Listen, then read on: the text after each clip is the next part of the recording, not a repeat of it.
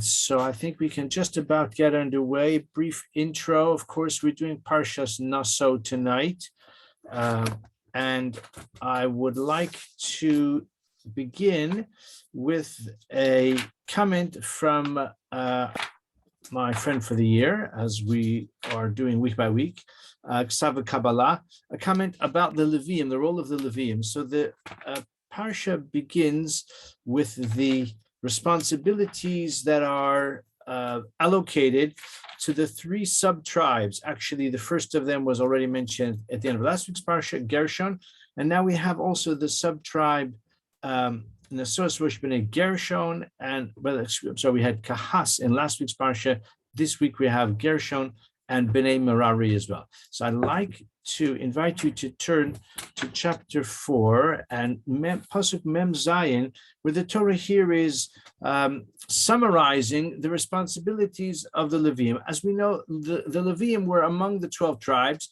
Actually, in a certain way, they're among the 13 tribes, because Yosef was subdivided into two tribes, Ephraim and Manasseh. When we count Ephraim and Manasseh separately, we have 12 tribes besides the tribe of Levi.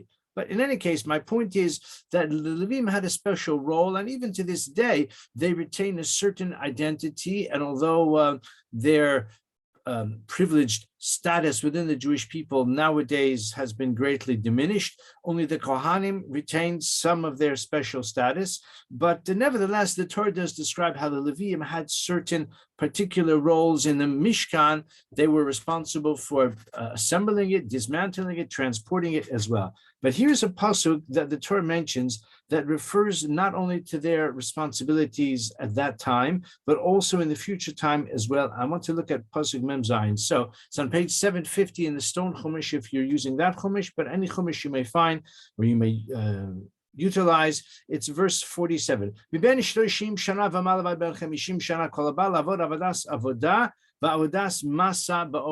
the ages of 30 to 50, whoever comes, all of the Leviim who are coming to perform avodas masa.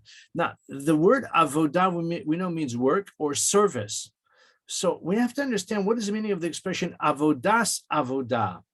So the second phrase, avodas masa, that's the work of the carrying, of the transporting of the components of the Mishkan. But what is the meaning of that expression, avodas avodah? So the Art Scroll people render it to perform the work of service. Avodah meaning work, and or rather work of, and the second avodah is the service. But again, surely it is slightly repetitive to put it that way. So Rashi elaborates, or rather clarifies, I would say. Avodas says Rashi, hu hashir v'matzaltaim v'chinoros she avodas la'avodah acheres. It's called avodas avodah. It's like a second degree avodah. That is to say, they have a role which is performing a service, maybe not directly for God or directly on behalf of the people, but it is a service which benefits the other Leviim. So they have a kind of supportive role. They have a role in which they are assisting their fellow Leviim in doing the direct avodah. So those who have, let's say, the more prestigious hands-on position, they are doing that form of divine service. And there are other Leviim who have a secondary supportive role. And Rashi says that refers to the music, to the musical accompaniment. It's actually a machlokes whether it means music in the sense of musical instruments. Excuse me 1 minute. Or if it means music in terms of song, in terms of singing, like the Leviim had a choir. They comprised a choir.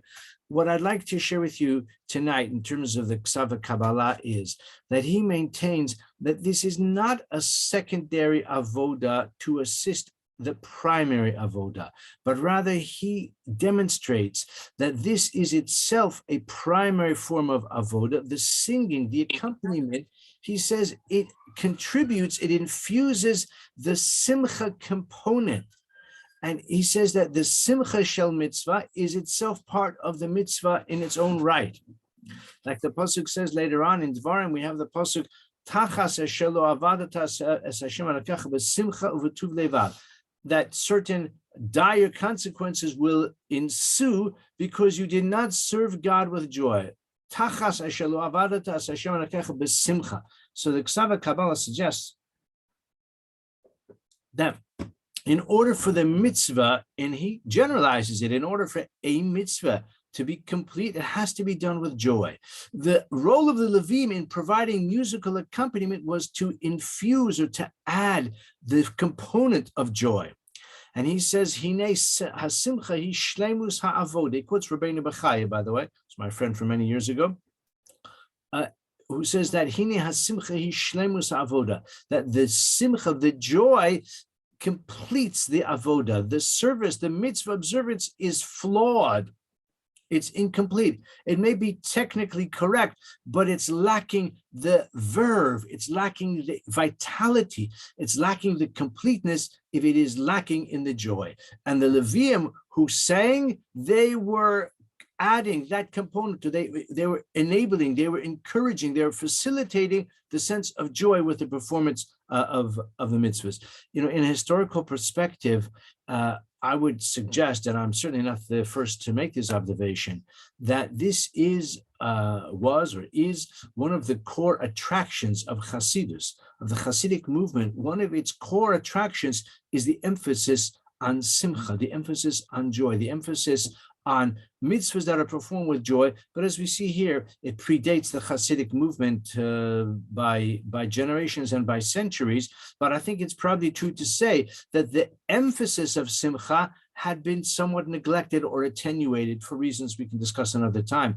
And the Hasidic movement partly accomplished the infusing, the restoration of the simcha shel mitzvah.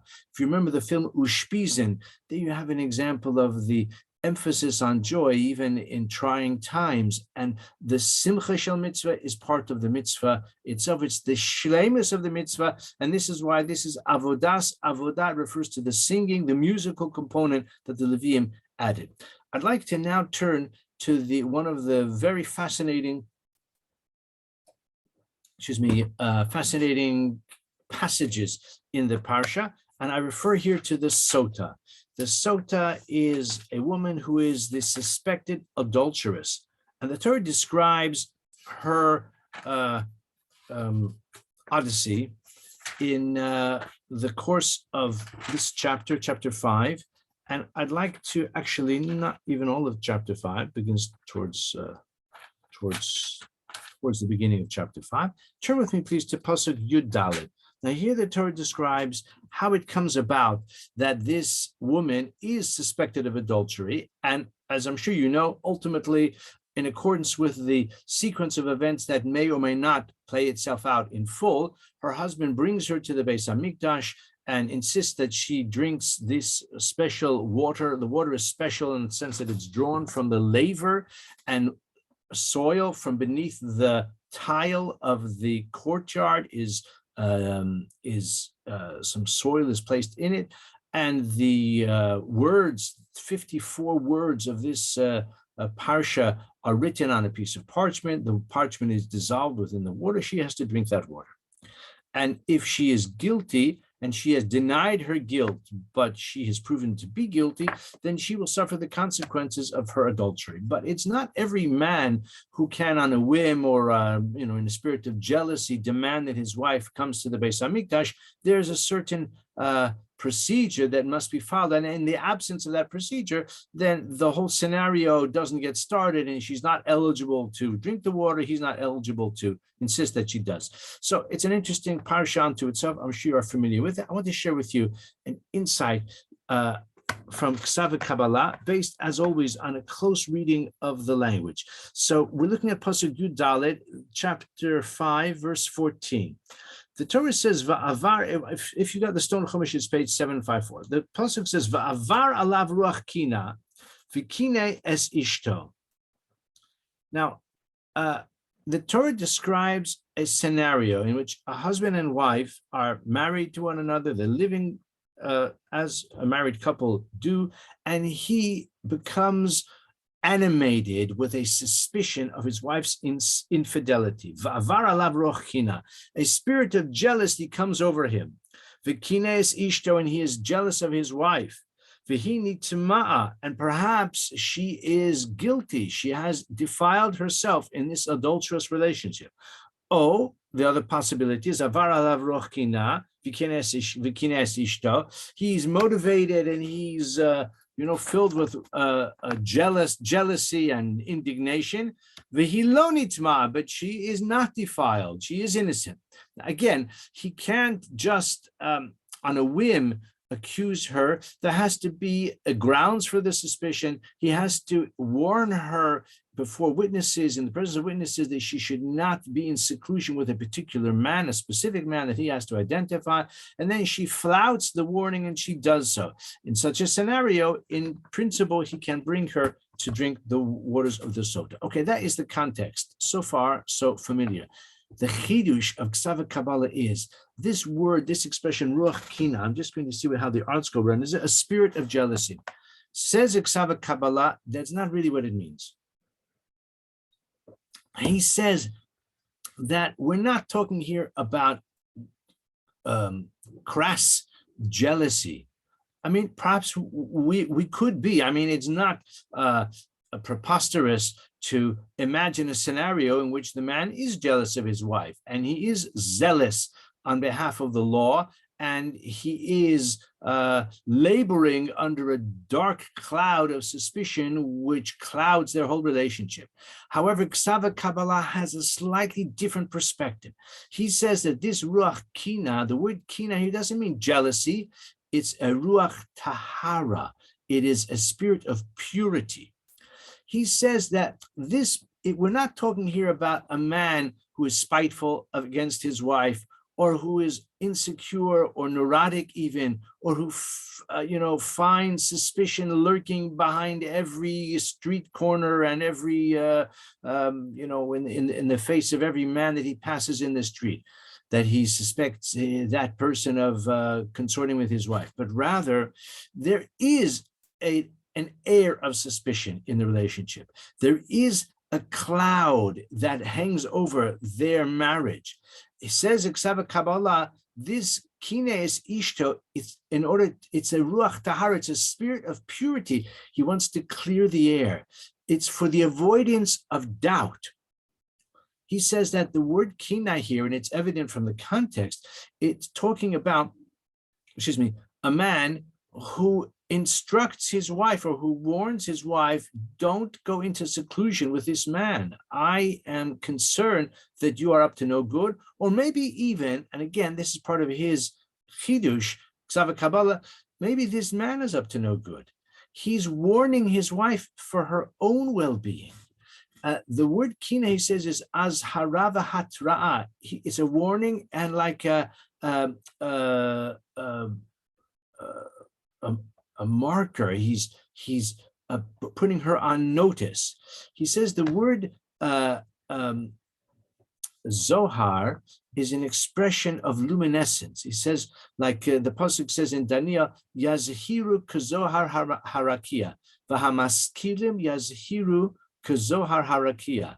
He says this is an expression of azhara v'hatra. So the point is that a kina means jealousy, but kina can also be a spirit of purity. He's warning her, maybe out of a desire to preserve his relationship with his wife, perhaps to warn her or protect her that she's being groomed by a sexual predator. We're not necessarily talking about a man who is seething with jealousy. It may be a lot more, not so much innocent, but a lot more the interpretation of these events maybe needs to be much more benevolent.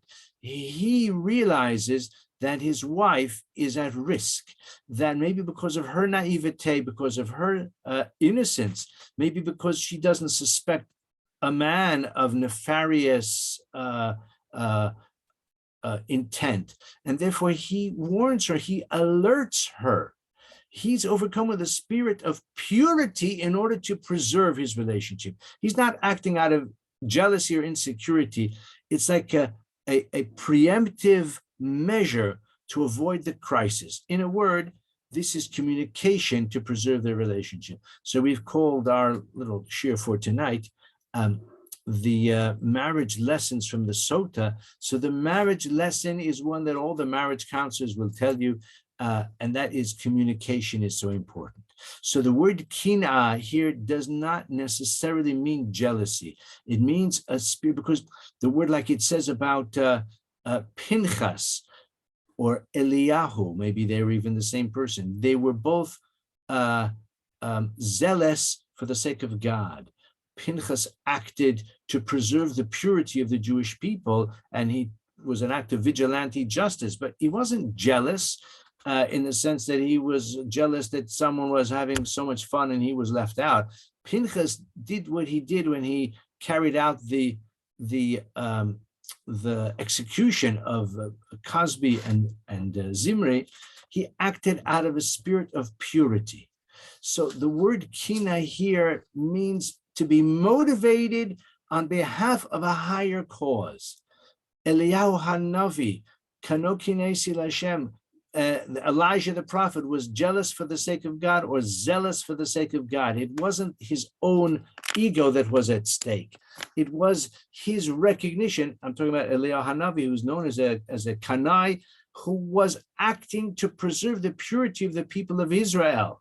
And similarly, our husband over here, he's not acting out of crass or self-serving jealousy. He's acting, I'm getting some notes from Ruthie about different places where we find the word kina. Kina sofrim, maybe. Kina sofrim is more often used in the conventional sense of jealousy, but if a person admires or even envies the accomplishments of a colleague, of another rabbi, then it can be beneficial. It can motivate him to study also with greater diligence. But here, the word kina means not jealousy, but it means a spirit of a desire to retain the purity of the relationship. Again, he may not suspect his wife of being an adulteress, but he suspects her of being prone to manipulation. I mean, it's a bit like the Me Too chorus, in which women who are sometimes in an asymmetrical position of power and powerlessness vis-a-vis an employer or an associate. So he is warning her about the dangers of the seclusion. Perhaps he also knows that she is prone to romantic flights of fancy. So there may be an element of his suspicion of her, but according to ve-ha-Kabbalah, here the point here is not so much the suspicion, but rather the purity. Like the word, like we said, the word azhara, which means warning, can also mean zohar, which is luminescence. Shed light. He wants to shed light. He wants to cast light on the doubt, on the cloud of suspicion that is troubling their relationship. And for the purposes of clarity, he warns her, I think that this man is up to no good, or maybe you're up to no good with him as well. Don't go into seclusion with him. So this is the importance of communication, of not suspecting her in his heart, or appointing a private detective or that sort of thing. Rather, bring it out into the open. Tell her before witnesses, I'm concerned about your relationship with this particular man. Don't be found alone with him. And if she, responds to that warning as appropriate, their relationship hopefully has been restored, and the cloud of suspicion will be lifted, and she'll never come as far as the Sota experience. It's only when she flouts the warning and things go from suspicion to further substantiation that it may be necessary for her to come to the base of Megdish. And let's talk about that right now. If you just look a few verses later on the same page, if you're with the same page in the Stone Chumash, Pasuk Yud Ches, V'ha'emid ha'kohen es ha'isha lifnei Hashem. The Kohen will instruct the woman to stand before God there in the sanctuary. Ufara es rosh ha'isha, and he will uncover her hair. V'nasan al kapea es minchas hazikaron minchas kenaos he places in her hands this particular offering, which is called the offering of kenaut, an offering of jealousy. Again, following the conventional interpretation. Uviyad hakohen yihiyu mei hamarim hama'ararim, and in his hands, that's the important words for our purposes right now. Uviyad hakohen yihiyu mei hamarim hama'ararim, and in the hands of the Kohen shall be the bitter waters that cause a curse. Mei hamarim hama'ararim. They're called bitter. Some say that they actually put a bitter substance in the water, or maybe the dust from the earth made it bitter. More likely, though, the word bitter here refers to the impact of the waters. For her to drink it was a bitter experience, unless she's so confident, that all will go well, which perhaps it will. But on the downside, the waters are bitter. Hama'ararim. Now, that is the word which the ha-Kabbalah has a fascinating interpretation of. Ma'ararim, the word ma'ararim. So the relationship to the word mar is unmistakable. Marim hama'ararim, it's maybe even a pun. And we find that in the Torah quite a lot, actually. Me hamarim hama'ararim. Mar means bitter. Ma'ararim, what is the meaning? So it's generally understood, if you take a look at Onkelos, perhaps you are or not, or maybe you're not in the habit of looking at the Aramaic translation, take a look. Uviyada de chahana yehon maya miriraya, waters which are bitter, melatetaya. Melatetaya means that bear a curse. Layit is a curse in Aramaic. The word ma'ararim is normally understood, according to Onkelos, and Rashi says as well, from the word arur. Arur means cursed.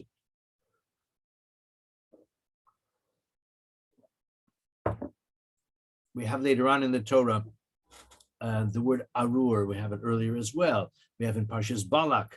The word arur is to curse. A curse is arur. Hamaim hamarim hama'ararim, the waters which are bitter and which carry a curse. Where is the curse? Of course, the curse is if she is guilty and the water has its lethal effect. This is a very deleterious curse and a very painful curse for the woman who meets her death, for the whole family, for the onlookers. It's a shocking thing to behold. Okay, that's how it's normally understood. ha-Kabbalah has a different approach, a somewhat more hopeful approach as well. The Targum, the Aramaic translation that we are most familiar with, is one that's printed in the stone Chumash, printed in innumerable copies, editions of the Chumash, in which the Torah is written in Hebrew, Lashon HaKodesh, and we have the classic Aramaic, ancient Aramaic translation of Onkelos. However, there are other translations as well, of which the most famous is called Targum Yonasan ben Uziel. Yonatan ben Uziel, according to our tradition, he was one of the Talmidim of Hillel, and whether he actually wrote that translation in its entirety is doubtful. It's attributed to him. It is a midrashic translation, more elaborate than Onkelos, and it is a kind of a companion source for translating the text of the Torah. Because it has midrashic components, he often will like elaborate and develop the narrative of the Torah in midrashic ways. That is his style. But here he uses a single word to translate the word ma'ararim, whereas Onkelos rendered it the curse-bearing waters.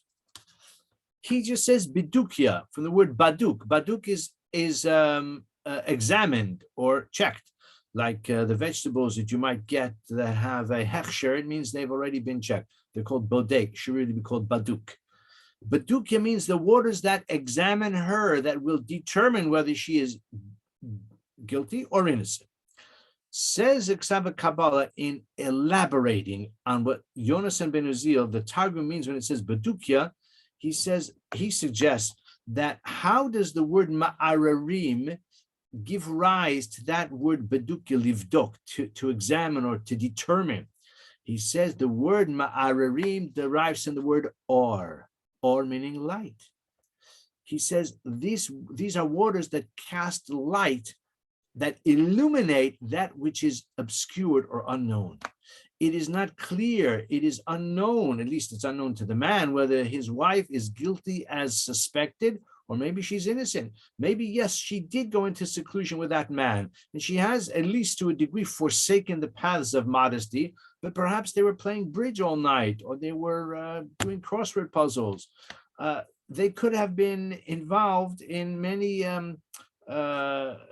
innocent activities, although they should not have been in the same hotel room together at any rate. But we don't know for sure what happened behind closed doors. The waters will reveal it. Bein letav, bein lemutav. Of course, if she's guilty, so we've discussed how the waters will carry out the sentence in a way, but the waters equally may prove her innocence. He says, may hamarim, the waters which are bitter, hama'ararim, they're not, you don't have to render it curse bearing, which clarify, which illuminate her situation. And he shows how the word, we find the same usage elsewhere. Or means light, but or can also mean to determine, to make a determination. And he gives two very closely related examples, which I find quite compelling. Boker. Boker, we know boker means morning. Boker tov. Boker, what's the difference between the night and the morning? Of course, the night is dark. The morning is when the sun has risen. Light comes into the world in the morning. The word mivaker, bikur, means to critique. In modern Hebrew, even in classical Hebrew, in the Torah language, bikoret is to scrutinize and to evaluate. Bikoret, mevaker bein tov l'ra. We had in the piyut of Ya Eli v'Goali that we said before Musaf on the first day of Shavuos, if you remember it, if you were awake at that time. Perhaps you're a bit drowsy at 4 o'clock in the morning. There we say bein tov, but we'd say not only in Shavuos, we say it on the other regalim as well. Bein tov l'ra yevaker. Between good and bad, he will determine, he will judge. Like a review article, a movie critic is called a mivaker. So the word boker, which means the light of morning, also means to clarify, to distinguish between good and bad, to distinguish between, like it says, early in the morning. Is it light enough to say Shema? Well, it depends if you can distinguish between white and green, or white and yellow. White and yellow, according to another opinion. Or if you can recognize a friend at 4 paces, a casual acquaintance, if there's enough light for that. So light and clarity and the ability to distinguish, those are closely related conceptually and even within the language. Boker means boker means morning, and bikur or bikurit means to examine and to assess and to determine, to distinguish. Also the word shachar, we know shachar, shachar Allah, it means dawn has risen. We have shacharit in the morning. That's the morning prayer. We say shacharit when it's light out. So we also have the word shocher tov. Shocher tov is to seek out the good. Shocher is to seek out or to examine and to determine. So we find the word shachar means dawn, and it means to distinguish. Boker means morning, it means to distinguish. And he says that the word or also, of course, it means light, but in the light of clarity, it's possible to illuminate and to determine something which was previously obscured or hidden. So he says when the Torah uses the word marim, of course, it means bitter. He's not disputing that. But ma'ararim just means to clarify. And he says with this, it makes sense. We can understand why it says, why the pasuk says, uva. Just look a few verses later. Yes, look in verse 22. Uvau hamayim hama'ararim ha'ela. These waters, okay, curse bearing possibly, but as we've said, pasuk of Chav Dalet. Look at verse 24. V'hishkasa ish esmei hamarim hama'ararim. Uva hamayim hama'ararim lemarim. The waters which are ma'ararim, which are curse bearing, will become bitter. But says Kabbalah, according to the conventional understanding, that ma'ararim means curse bearing. So that is a more severe designation than the word marim. Marim just means bitter. But sometimes a person can swallow a bitter pill, which is bitter, but it may be beneficial. So hama'ararim is a stronger term. Limarim is a less severe term. So according to his explanation, it fits in very well, because this woman, if she's guilty, then the waters that are ma'ararim, that illuminate, they will be bitter for her, because she'll have a bitter end, because she's guilty of the transgression.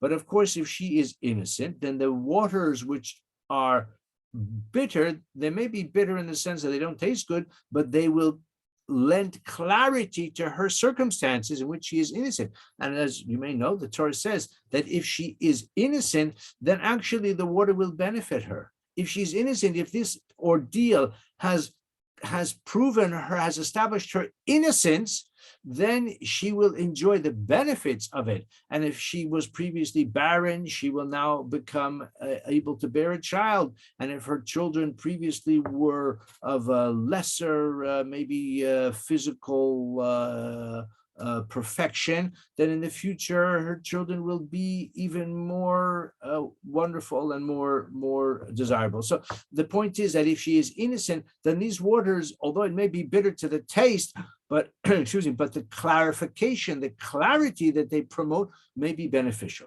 So what we've seen tonight, just to sum up, as we like to do, we've seen avodah. Rashi says it's music, but Rashi seems to say it's like just accompanying an avodah, which is a secondary service. But according to Kabbalah, based on Rabbeinu Bechaya, he says this is a primary service. Why? Because it completes and it adds the finishing touch, the completion to the avodah, and that is the infusion of the joy, of the simcha shel mitzvah, which is a component of the mitzvah itself. And then we said the ruach kina, he interprets it, our friend interprets it not as the spirit of jealousy, but as the spirit of purity. And it's not so much that he's jealous of her, he's protective of her. He's protective of their relationship. He wants to preserve the love and the faithfulness and the loyalty that they have for one another, and he feels it's being threatened. So he clears the air. He sheds light on the situation, and he, as we've said, draws on communication in order to ensure, or at least to give his wife every opportunity to realize that it's dangerous for her to be in seclusion with that man. Maybe the two of them are up to no good. Maybe the man is up to no good. He's a predator, as we have speculated. And finally, we said ma'ararim, which always is understood as curse bearing, and so it is rendered by onkelos. But the other classic Aramaic translation opens the door for a different interpretation, ma'ararim, from the word or, light, which clarifies, which sheds light upon that which is hidden, and will establish whether she's guilty or perhaps actually she's innocent after all. Wish you Shabbat Shalom.